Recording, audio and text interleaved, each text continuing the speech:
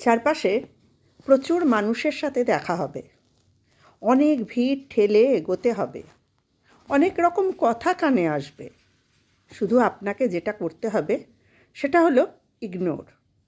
জীবনে কিছু মানুষ আবর্জনা ছাড়াতে আসবে, তাদেরকে আগাছার মতো উপড়ে ফেলে দিতে হবে। লাইফ আপনার, বাউন্ডারি আপনাকেই সেট করতে হবে।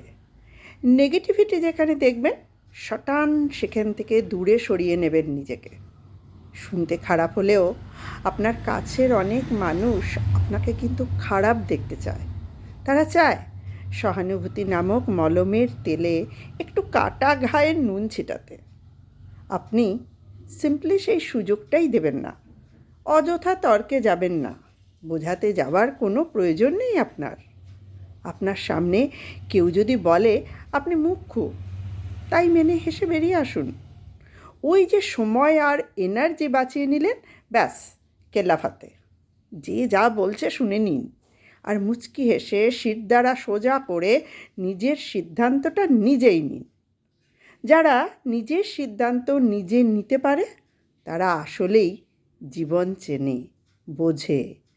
আপনাকে নিয়ে যখন বাকিরা সমালোচনা করতে ব্যস্ত, আপনি ঠিক সেই সময় গাছ লাগান, ঘুরে আসুন, রং তুলি নিয়ে ক্যানভাস সাজান, বাড়ি গোছান, গল্প পড়ুন, হারমোনিয়াম নিয়ে বসুন, আরও দুটো সাহিত্য পড়ে ফেলুন। নিজের পুরনো ফটো দেখুন, ব্যাডমিন্টন খেলুন, ফটো তুলুন, চা খেতে বেরিয়ে পড়ুন, সেলাই করুন, পুজো করুন। মোট কথা তাদের কথায় রিয়্যাক্ট করবেন না। যা বলছে বলুক, আপনার কানে এলেও ফেলে দিন। দিন শেষে আপনি জানেন আপনি কি, কেমন, আর এটাও জানেন যারা বলছে তারা আপনার কাছে জাস্ট ম্যাটার করে না। ঠিক এইটাই।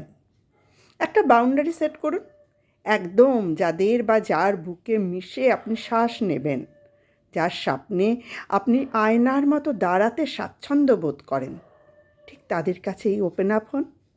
তাদের কাছেই এক্সপ্লেন করুন, তাদের কাছে ঝুঁকতে শিখুন।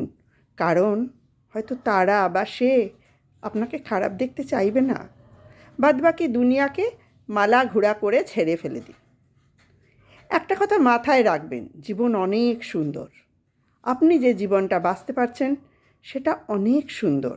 আপনাকে শুধু মাঝে মাঝে গচিয়ে ওঠা আগাছাগুলো মিটিয়ে ফেলতে হবে, অথবা কোণে একটা কাটা ঝোড় দেখতে পেলে সাইড কাটিয়ে চলে আসতে হবে। সব কিছুর উত্তর দিতে নেই, সব কিছুতে রিয়্যাক্ট করতে নেই, সবাইকে বোঝানোরও কোনো প্রয়োজন নেই। এগুলো বাদ না দিতে পারলে লসটা কিন্তু আপনারই। শ্রদ্ধেয় মৃণাল চক্রবর্তীর কলম থেকে সংগৃহীত একটি পোস্ট।